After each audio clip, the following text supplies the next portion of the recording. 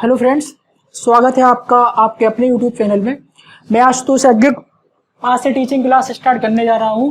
मतलब जितनी भी शिक्षक भर्तियाँ हैं, चाहे वो सी-टेट हो, यूपी-टेट, एमपी-टेट या सुपर-टेट, केबीएस, डी-ट्रिपल-एस या जितनी भी होती हैं उन सभी के लिए सबसे पहले हम साइकोलॉजी से स्टार्ट करेंगे। उसके बाद जो भी आगे सब्जेक्ट हैं या जितने भी सब्जेक्ट हैं या जितनी भी टीचिंग भर्तियों के लाभ आते हैं वो हम आगे स्टार्ट कर देंगे। ठीक है, साइकोलॉजी थोड़ा ज़्यादा मोस्ट इम्पोर्टेंट सब्जेक्ट है, इसे हम इग्नोर नहीं कर सकते कैसे भी, क्योंकि और सब्जेक्ट कंप्लीट हो जाते हैं लेकिन साइकोलॉजी में थोड़ी ज़्यादा प्रॉब्लम होती है। सबसे पहले मतलब जितना मुझे एक्सपीरियंस है या जितने मैंने मतलब जितना यूपी-टेट या सी-टेट एग्जाम हो, जब मैं आराम से 115 प्लस मार्क्स ला सकता तो आप लोग बड़ी आसानी से ला सकते। ठीक है, कोई भी कोचिंग क्लासेस की आपको जरूरत है नहीं वैसे मेरे अकॉर्डिंग। ठीक है, सबसे पहले हमें दिक्कत लेकिन कहाँ पे होती है, इवन मैंने फ्रेंड्स ने भी यही गलती की कि बहुत से हैं जो फ्रेंड अच्छा पढ़ते थे लेकिन यूपी-टेट और सी-टेट इन दोनों में आपको मेन डिफरेंस पता अगर नहीं है तो अगर आप यूपी-टेट का पढ़ के सी-टेट करने जा रहे हैं या सी-टेट पढ़ के आप यूपी-टेट देने जा रहे हैं, ठीक है, तो आपको समस्याओं का सामना तो करना पड़ेगा। फिर आप 1-2 मार्क्स से इवन एग्जाम में अच्छे मार्क्स तो लाना दूर है, आप क्रैक भी नहीं कर पाएंगे शायद एग्जाम। मैं सबकी बातें नहीं कह रहा लेकिन even most of the student के साथ यही गलतियां होती हैं। ठीक है, सी-टेट एग्जाम के कंडीशन में मेजर डिफरेंस आप ये देखिए कि सी-टेट एग्जाम और यूपी-टेट में पहले पांचों में क्या है कि पांचों में सब्जेक्ट सेम है। सॉरी, दोनों एग्जामों में सब्जेक्ट पांचों सेम है। यहाँ पे साइकोलॉजी यानी यहाँ पे भी साइकोलॉजी आएगी, यहाँ पे ईवीएस यानी पर्यावरण अध्ययन, यहाँ पे भी पर्यावरण अध्ययन आनी, यहाँ पे हिंदी आएगी आपकी, यहाँ पे भी हिंदी, इंग्लिश यहाँ पे इंग्लिश और संस्कृत में से कोई एक लेना पड़ता है आपको, तो यहाँ पे इंग्लिश और संस्कृत आएगी, यहाँ पे भी मैथ्स और मैथ्स। लेकिन मेन डिफरेंस है क्या यूपी-टेट और सी-टेट में कि लड़के यूपी-टेट तो चलो कुछ हद तक निकाल लेते लेकिन सी-टेट में जैसे ही नाम आता तो उन्हें थोड़ा ऑकवर्ड फील है, उन्हें थोड़ा डर सा लगने लगता है। ठीक है, तो हम पहले देखेंगे सबसे पहले कि सी-टेट एग्जाम में है क्या। ठीक है, सी-टेट में क्या है कि 150 मार्क्स का एग्जाम होता है, 150 मार्क्स का यूपी-टेट भी होता, बाद में हम देखेंगे यूपी-टेट का। ठीक है, यूपी-टेट में क्लासिफिकेशन देखेंगे कैसे सब्जेक्ट आते हैं इसमें, इनका डिस्क्राइब करके देखेंगे। ठीक है, इसमें क्या है कि हर पेपर हर सब्जेक्ट में साइकोलॉजी हो चाहे ईवीएस, हिंदी, इंग्लिश, संस्कृत और मैथ, आपने देखा ना ब्रैकेट के अंदर सबके अंदर लिखा 15 मार्क्स की पेडागोजी, यहाँ पे भी पेडागोजी, सब में 15-15 मार्क्स की पेडागोजी आनी और 15 मार्क्स के आने आपके सब्जेक्ट, यानी सब्जेक्ट से रिलेटेड क्वेश्चन आएंगे। ये पेडागोजी चीज है क्या, क्योंकि यार हमें तो पता नहीं था इवन एग्जाम के 10 दिन तक के पेडागोजी है क्या। ठीक है, पेडागोजी का मतलब है शिक्षण शास्त्र। शिक्षण शास्त्र मतलब बच्चों को आप डील कैसे करेंगे, बच्चों से रिलेटेड आपसे क्वेश्चन पूछे जाएंगे। ठीक है, जैसे फॉर एग्जाम्पल इसके लिए आपको सब्जेक्ट की नॉलेज की भी ज्यादा जरूरत नहीं है, बस जरूरत है आपकी समझ। ठीक है, आपने उसे कैसे समझा है सब्जेक्ट को, उससे रिलेटेड आपसे क्वेश्चन पूछे जाएंगे। 3-3, 4-4 सेंटेंस के क्वेश्चन होंगे। जैसे फॉर एग्जाम्पल पेडागोजी में क्वेश्चन कैसे होंगे कि जैसे कोई क्लास है, आप अध्यापक हैं उस क्लास में, ठीक है, पीछे 2 या 3 उद्दंड बालक बैठे और आपकी क्लास को डिस्टरबेंस क्रिएट करने की कोशिश कर रहे हैं आपकी क्लास में। ठीक है, अब आप उन जो पीछे बैठे 2-3 बालक वो पूरी क्लास को डिस्टरबेंस क्रिएट कर रहे हैं, आप उन्हें कैसे सुधारेंगे। इसमें आपको 4 ऑप्शन दिए एग्जामिनर ने कि पहला ऑप्शन आपको दिया आप उन्हें दंड देंगे, दूसरा ऑप्शन आप उनके माता पिता या अभिभावक से आप शिकायत करेंगे, तीसरा ऑप्शन आपके पास है कि आप उन्हें क्लास की सबसे आगे वाली सीट पर बैठा लेंगे और उन पर नजर रखेंगे, और चौथा ऑप्शन आपके पास है आप उन्हें पर्याप्त समय देकर उन्हें सही दिशा निर्देश देंगे और उन कारणों को जानेंगे जिन कारणों से वो ये गलतियां कर रहे हैं।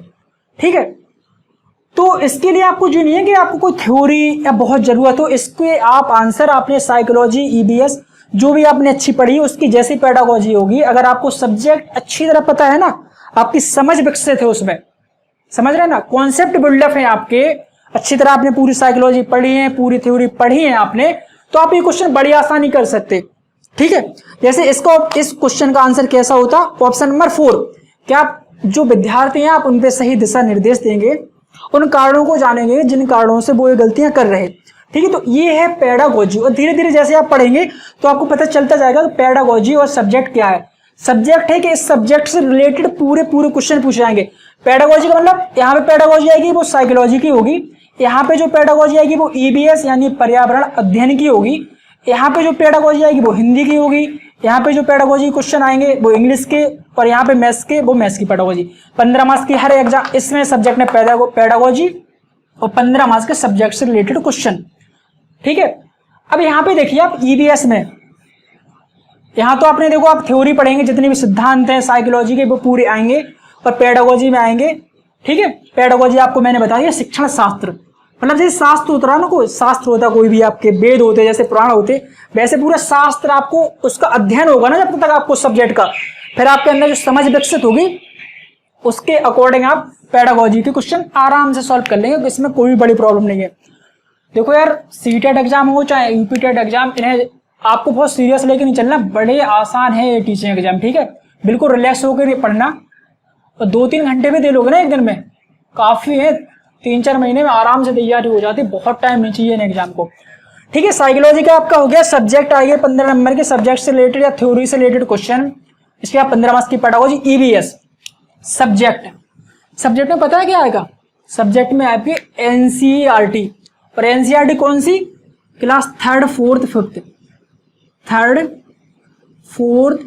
5th की जो एनसीईआरटी होगी ना, एनसीईआरटी में जो बुक चलती है ईबीएस की, वो आपको पूरी कंप्लीट करनी पड़ेगी। इवन एक फैक्ट, जो फैक्ट लिखे रहते ना बॉक्स के अंदर लिखे रहते, उन्हें आपको अंडरलाइन करके एक वो फैक्ट आपको लर्न करने पड़ेंगे। पूरे सब्जेक्ट एनसीईआरटी पे बेस्ड होगा। ठीक है, बिना एनसीईआरटी के आप ईबीएस का सेक्शन सॉल्व कर ही नहीं सकते। इसके बाद 15 नंबर की पेडागोजी आएगी। इसके बाद हिंदी में पैसेज यानी गद्य और पद्य, 15 नंबर के आपके गद्य और पद्य हो गए। इसके बाद पेडागोजी हिंदी की आएगी, यानी हिंदी से रिलेटेड आपकी पेडागोजी पूछी जाएगी। ठीक है, इसके बाद चौथा नंबर पे आपका इंग्लिश और संस्कृत। देखिए, इंग्लिश और संस्कृत में से 2 ऑप्शन चूज करने पड़ते हैं आपको, कि आप इंग्लिश और संस्कृत में से कोई भी एक ले सकते हैं। जिसको इंग्लिश अच्छी लगे वो इंग्लिश, जिसको संस्कृत अच्छी लगती हो वो संस्कृत। इंग्लिश में क्या है कि 15 मार्क्स के पैसेज यानी कॉम्प्रिहेंशन और 15 मार्क्स की पेडागोजी आएगी। संस्कृत में भी यही सीन रहता है, यानी जो पूरी लैंग्वेज है, तीनों भाषा है ना, हिंदी इंग्लिश संस्कृत, तो इनका सिलेबस इनका सेम रहता है, यानी पैसेज आएंगे और पेडागोजी। इसके बाद अब आप यहाँ पे एक चीज नोट करिए, यहाँ पे आपको कहीं पे ग्रामर दिख रही, यहाँ पे कहीं पे ग्रामर ऐड नहीं है। हाँ, 1-2 क्वेश्चन आ सकते हैं, लेकिन आप यहाँ पे अगर मतलब आपको हिंदी की व्याकरण में जैसे आपको समास, अलंकार या जितने भी टॉपिक हैं हिंदी व्याकरण में आते हैं, या इंग्लिश ग्रामर में जितने भी टॉपिक आते हैं जैसे वोकैब सेशन या ग्रामर सेशन, वो कोई भी नहीं आएंगे। हाँ, 1-2 क्वेश्चन है, जैसे आप अनसीन पैसेज सॉल्व कर रहे, ठीक है, आप अनसीन पैसेज सॉल्व कर रहे या यहाँ पे इंग्लिश पैसेज सॉल्व कर रहे, 1-2 क्वेश्चन आपको मिल जाएंगे। ठीक है, चाहे वो फिर एंटोनिम साइनो, मतलब सॉरी इंग्लिश में है तो एंटो साइनो के रूप में पूछ लिया जाएगा। हिंदी में कोई आपको पैसेज दिया, वहां पे आपको पूछ लिया कि इसमें समास बताइए आप, मतलब 1-2 क्वेश्चन रेयर चांस है पूछेंगे, वो भी पैसेज के अंदर से। पेडागोजी में कोई भी क्वेश्चन ग्रामर का आना नहीं है आपको, पैसेज में अगर मिल जाएंगे तो मिल जाएंगे आपको 1-2 मार्क्स के, मतलब ग्रामर का रोल बिल्कुल भी नहीं है। मतलब आप आंख मिच के एग्जाम देने चले जाएंगे बिना ग्रामर पढ़े, बिना इंग्लिश आपको कुछ नहीं आती, आप कर लेंगे सॉल्व, क्योंकि पैसेज आने ना, और पैसेज है पूरा प्रैक्टिस पे बेस्ड, तो पैसेज आपके पैसेज तो प्रैक्टिस पे, उसकी तैयारी कोई करा ही नहीं सकता। इसके बाद बची आपकी पेडागोजी तो सेक्शन शिक्षण शास्त्र का है। इसके बाद बची मैथ में भी 15 मार्क्स का सब्जेक्ट आएगा, 15 मार्क्स की पेडागोजी शिक्षण शास्त्र, यानी मैथ के पूछे जाएंगे आपसे, शिक्षण शास्त्र पूछा जाएगा कि आप बच्चों को मैथ कैसे पढ़ाएंगे, ऐसे रिलेटेड क्वेश्चन होंगे। यानी अब जो सब्जेक्ट ना यहाँ पे पता है आपके कैसे आने क्वेश्चन, यहाँ पे ना तो आपकी यानी अर्थमेटिक, यानी ना आपकी यानी अंक गणित, ना बीज गणित, ना रेखा गणित, कुछ भी नहीं आना यहाँ पे आपका मैथ का। यहाँ पे जो सब्जेक्ट लिखा है, यहाँ पे सब्जेक्ट से रिलेटेड क्वेश्चन पूछे जाएंगे।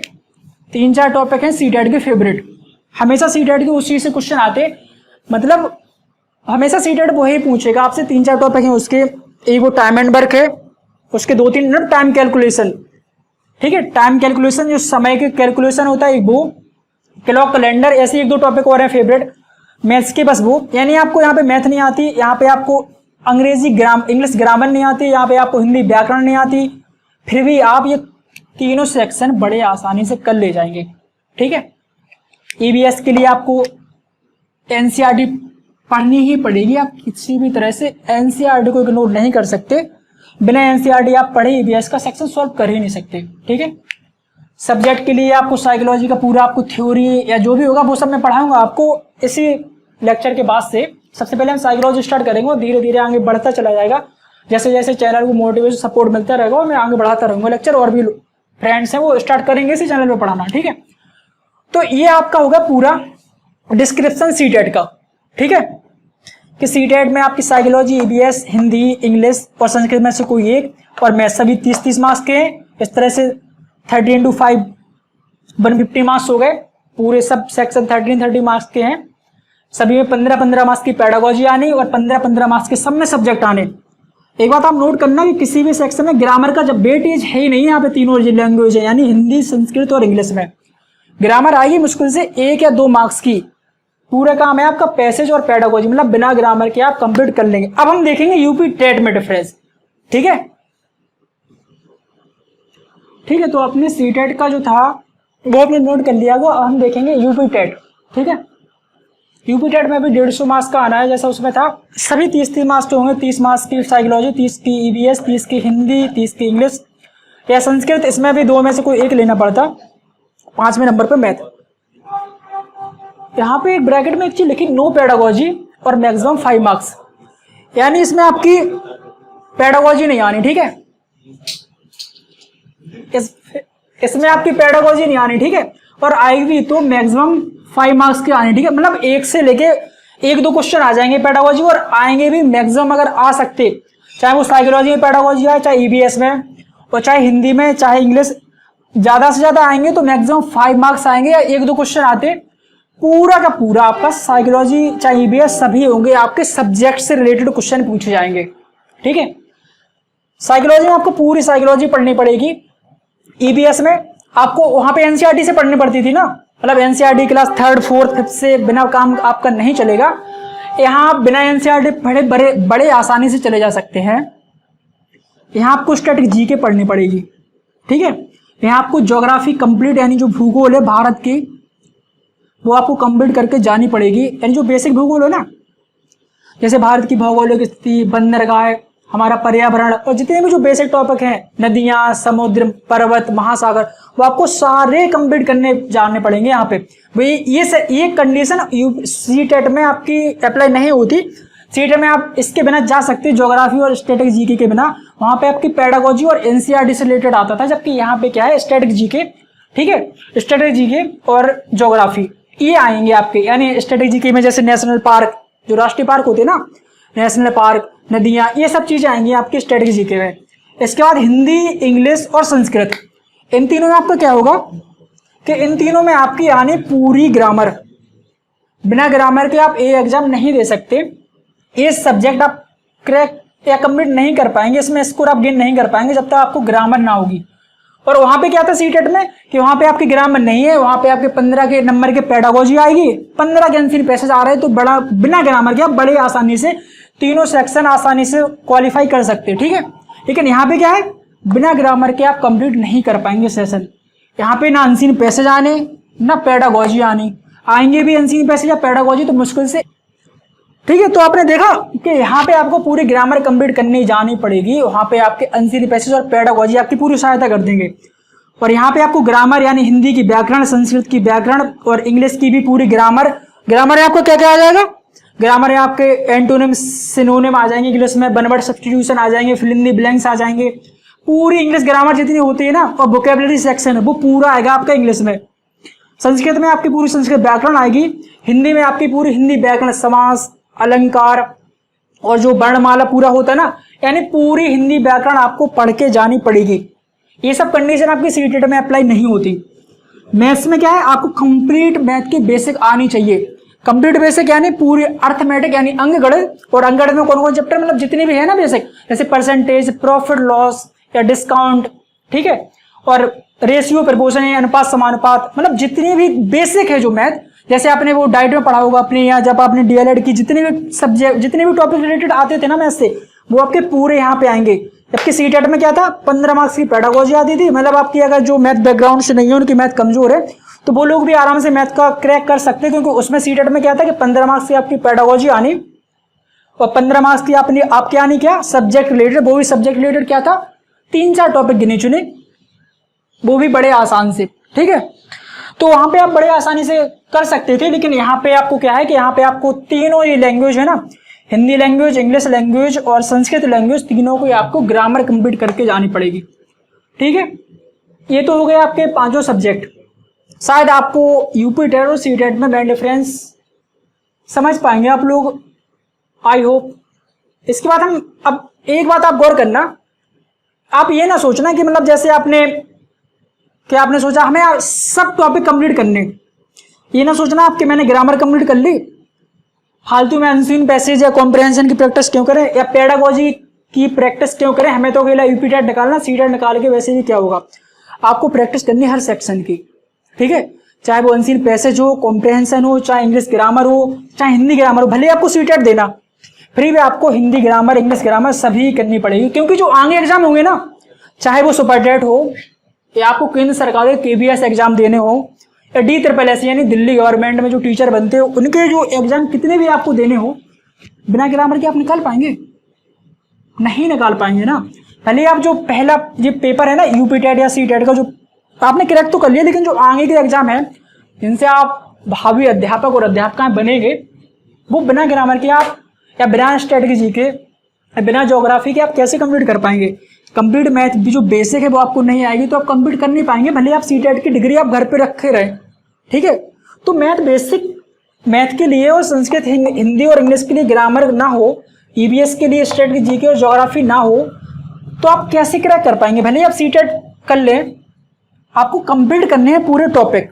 ठीक है ना, चाहे वो कॉम्प्रिहेंशन हो, आपको ये सोच के नहीं पढ़ना कि मैं तो यूपी टेट के देख के जा रहा, मैंने बताया था आप लोगों को यूपी टेट का सिलेबस ये आपने कर लिए, आपने सोचा कॉम्प्रिहेंशन छोड़ दिया आपने कॉम्प्रिहेंशन, या पेडागोजी आपने छोड़ दी पेडागोजी, आपने सोचा वो तो सी टेट में आनी, यहाँ पे आनी नहीं है, वो सिलेबस क्यों पढ़े? आपको सिलेबस कंप्लीट करके जाना पड़ेगा। ठीक है, क्योंकि आप भले ये एग्जाम क्रैक कर लेंगे इनके अकॉर्डिंग, जो इनका सिलेबस है या इनका जो पैटर्न है, लेकिन जो आगे के एग्जाम है वो 2 महीने या 3 महीने बाद होंगे, वो आप कैसे क्रैक कर पाएंगे? ठीक है, उनमें तो आपको प्रॉब्लम होगी ना। तो ये है यूपी टेट और सी टेट में मेन डिफरेंस। ठीक है, आशा करता हूं कि आप लोगों को यूपी टेट और सी टेट में मेन डिफरेंस समझ में आया होगा। ठीक है, तो अभी हमने देखा कि पेपर वन वो स्टूडेंट दे सकते हैं जिन्होंने DLED या डाइट से 2 साल का डिप्लोमा किया हो। ठीक है, पेपर वन तक क्लास, मतलब इससे आप क्लास 1 से लेकर 5 तक के सरकारी अध्यापक बनेंगे। और जो पेपर 2 होता वो जिन्होंने B.Ed की हो वो स्टूडेंट दे सकते हैं। यहाँ पे देखा नॉट फॉर DLED स्टूडेंट, मतलब जिन लोगों ने DLED की हो या BTC की हो वो स्टूडेंट पेपर 2 नहीं दे सकते, अब वो इसके लिए एलिजिबल नहीं है। ठीक है, पेपर 2 के लिए आप कक्षा 6 से लेके 8 तक के अध्यापक बनेंगे और इसमें जो सिलेबस आएगा वो कक्षा 6 से लेके कक्षा 8 तक का आएगा। ठीक है, ये भी 150 मार्क्स का होता है जैसा वो होता था पेपर 1। पहले हम देखते हैं सी टेट। ठीक है, इसमें क्या होगा, साइकोलॉजी में साइकोलॉजी आएगी आपकी 30 नंबर की, यानी 30 नंबर में कैसा, जैसा पेपर 1 में होता था कि सब्जेक्ट प्लस पेडागोजी। ठीक है, यानी 15 मार्क्स का सब्जेक्ट और 15 मार्क्स की आपकी पेडागोजी जैसी वहां पे आती थी। इसके बाद मैथ और साइंस, देखिए आपको या तो मैथ और साइंस दोनों लेने पड़ेंगे या सामाजिक अध्ययन लेना पड़ेगा अकेला। ठीक है, अगर आपको मैथ और साइंस ज्यादा अच्छे लगते हैं तो मैथ और साइंस आपको दोनों भरने पड़ेंगे उसमें। इसमें क्या होगा, मैथ में वैसे होगा सब्जेक्ट 15 नंबर का, 15 नंबर की पेडागोजी, और साइंस में भी 15 नंबर का सब्जेक्ट, 15 नंबर की पेडागोजी। इसके बाद या फिर आप सामाजिक अध्ययन लेंगे यानी SST सोशल स्टडी, इसमें आएगा आपका 30 नंबर का सब्जेक्ट और 30 नंबर की पेडागोजी। ठीक है, इसके बाद आएंगे आपके 30 नंबर का सब्जेक्ट और 30 नंबर की पेडागोजी यहाँ पे आपको। ठीक है, इसके बाद 3rd नंबर पे आपकी इंग्लिश है या संस्कृत, इंग्लिश और संस्कृत में से यहाँ पे 2 ऑप्शन में से कोई एक लेना पड़ेगा। उसमें आपके 15 नंबर के पैसेज और 15 नंबर की पेडागोजी, जैसे पेपर 1 में होता था सी टेट के, ऐसे ही हिंदी में 15 नंबर के पैसेज और 15 नंबर की पेडागोजी। अब यहाँ पे हम एक चीज देखेंगे कि जो मैथ है यहाँ पे और साइंस, जो मैथ 15 नंबर की सब्जेक्ट आनी और जो साइंस 15 नंबर की सब्जेक्ट आनी, इसके लिए आपको क्या करना पड़ेगा कि इसके लिए आपको कक्षा 6, कक्षा 7 और कक्षा 8 की पूरी एनसीईआरटी की किताब उससे गो थ्रू होना पड़ेगा, पूरा गुजरना पड़ेगा, पूरी सॉल्व करनी पड़ेगी आपको क्लास 6, 7 और 8 की एनसीईआरटी सीटेट पेपर क्रैक करने के लिए, अगर आप मैथ और साइंस ऑप्शन में लेते हैं। ठीक है, तो इसमें आपको 15-15 नंबर की ये पढ़नी पड़ेगी, तीनों किताबें पढ़नी पड़ेगी, 6 मतलब तीनों क्लास की पढ़नी पड़ेगी, क्लास 6, 7 और 8 के लिए। ठीक है, अगर आप मैथ और साइंस नहीं लेते हैं तो आपको लेनी पड़ेगी सामाजिक अध्ययन, यानी सामाजिक अध्ययन में आपको वही तीनों आएंगे, इतिहास, भूगोल और नागरिक शास्त्र। ठीक है, हिस्ट्री, पॉलिटी, ज्योग्राफी। ठीक है, अब सामाजिक अध्ययन में क्या है कि 30 नंबर की आएगी आपके सब्जेक्ट, यानी जो हिस्ट्री, पॉलिटी और ज्योग्राफी आप क्लास 6 से लेके 6, 7 और 8 की जो एनसीईआरटी करेंगे, पढ़ेंगे, उससे आएंगे आपके 30 क्वेश्चन और 30 नंबर की आएगी आपकी पेडागोजी, सामाजिक अध्ययन से रिलेटेड। समझ में आया ना कि इसमें आपके सब्जेक्ट से रिलेटेड 30 नंबर आएंगे डायरेक्ट और 30 नंबर की पेडागोजी। इसके बाद इंग्लिश और हिंदी, इंग्लिश, हिंदी या संस्कृत, यानी जो तीनों लैंग्वेज है, जैसे सीटेट पेपर 1 में होता था कि 15 के पैसेज और 15 नंबर की पेडागोजी, सेम वही कंडीशन यहाँ पे है। ठीक है, 15 नंबर के अंतिम पैसेज, 15 नंबर की पेडागोजी इंग्लिश में आएगी। इंग्लिश या संस्कृत में से आप वैसे भी दोनों में से कोई एक ही ले पाएंगे, जैसे सीटेट पेपर 1 में ले सकते थे आप। ठीक है, तो ये है आपका सीटेट का पूरा क्लासिफिकेशन सब्जेक्ट का। यहाँ पे क्या है कि मैथ और साइंस में से दोनों लेने पड़ेंगे, मैथ और साइंस दोनों लेने पड़ेंगे, या फिर अकेला सामाजिक अध्ययन। आप ऐसे मान सकते हैं इसको कि ये साइंस साइड, ये आर्ट साइड। ठीक है, ये साइंस साइड हो गया आपको, अगर मैथ और साइंस लेंगे तो आपको सामाजिक अध्ययन नहीं लेना, सामाजिक अध्ययन लेंगे तो मैथ नहीं लेना। ठीक है, जैसे आप वहां पे देखा था ना आपने सीटेट पेपर 1 में कि आपको सब सब्जेक्ट, जैसे ईवीएस था, ईवीएस क्रैक करने के लिए आपको एनसीईआरटी से जरूर गुजरना पड़ा था, यानी आपको क्लास 3, 4 और 5 की एनसीईआरटी जरूर पढ़नी थी। ऐसे ही आपको यहाँ पे मैथ और साइंस क्रैक करने के लिए जो 15-15 मार्क्स के 15 मार्क्स का सब्जेक्ट यहाँ और 15 मार्क्स का सब्जेक्ट यहाँ, इसके लिए आपको एनसीईआरटी की क्लास 6, 7 और 8 की एनसीईआरटी मैथ और साइंस की पढ़नी पड़ेगी, अगर आप मैथ और साइंस ले रहे हैं। और आप एसएसटी यानी सामाजिक अध्ययन ले रहे हैं तो यहाँ पे आपको क्लास 6, 7 और 8 की हिस्ट्री, पॉलिटी, ज्योग्राफी तीनों बुक पढ़नी पड़ेंगी। ठीक है, क्लियर। इसके बाद हम देखेंगे अब यूपी टेट। ठीक है, चलिए देखते हैं अब हम यूपी टेट।